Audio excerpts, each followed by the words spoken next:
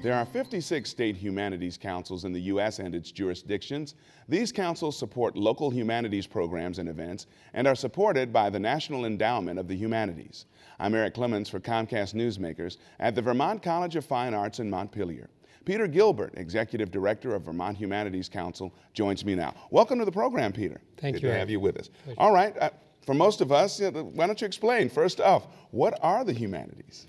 Well, the humanities are those subjects that help us understand who we are as individuals, as social human beings. They include history and literature principally, but they also include ethics, philosophy, an understanding of religion and art history, things like that. Okay. For those not familiar, what is the Vermont Humanities Council and what does the VHC do? We are a statewide nonprofit organization that provides programming throughout the state for Vermonters of all ages and backgrounds. We believe that the world of ideas belong to everyone, and so we've created a wide variety of programs of different kinds for different people. Our focus is to help make Vermont a place where everyone reads, participates in community affairs, and continues to learn throughout life. Let's get a little more specific. What kind of programs are you involved in and what communities do you serve? We are in about 150 towns across the state in every one of Vermont's counties. We do about 1,100 programs a year. Some are for the general public. Many of them are for humanities-based literacy programs for targeted audiences. We do reading and discussion programs. We provide a variety of speakers and lectures. We provide a one-book statewide community reading program called Vermont Reads, in which we encourage Vermonters of all ages and backgrounds to read the same book each year. Okay. What kind of impact do you think Vermont Humanities Council has throughout the state? I'm sure it's pretty big. Well, we feel good about it. We feel gratified by the impact we're able to make in this small state. The programs for the general public happen in libraries and schools and museums, historical societies.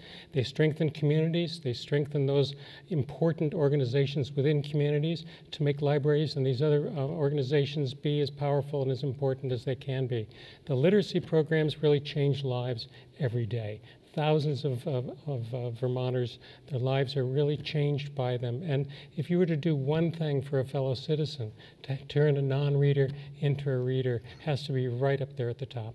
Of course, all these wonderful programs take money. Where does your funding come from? They do. About half of our funding, just a little bit less than half, comes from the National Endowment for the Humanities in Washington. We get a little bit more than 10% from the state of Vermont. The rest comes from fundraising and from miscellaneous resources. Okay.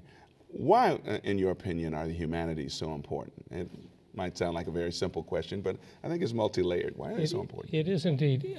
The humanities are really about the most important things in our lives and in our communities. They help us understand ourselves better. They also get us outside of ourselves to another person's point of view, to be able to walk in someone else's shoes, to see the world in a different place. It keeps us open to the possibility that, in fact, our opinions, even though we want to have the courage of our convictions, also, we have to keep that little bit of humility, keep open to the idea that we just might be wrong, that somebody else's point of view might have some merit to it, and we might be able to learn from that. It helps us create certain habits of mind. Empathy is hugely one of the outcomes of reading literature as well as history, to not only understand others, but feel what they feel. Peter, in this digital age and everything, and people seem to be reading a little less, especially younger people, how do you get younger people involved in this program? People read because they enjoy reading, in the same way that we do pretty much anything because we really enjoy doing it. We don't do it because it's necessarily, we're told it's good for us. Right. And so you do it by making people come to understand that books are exciting, that they're rewarding for them, that they can change their lives, and they're pleasurable. Thank you, Peter, for being with the program. And thank you for joining us on this edition of Comcast Newsmakers. I'm Eric Clemons.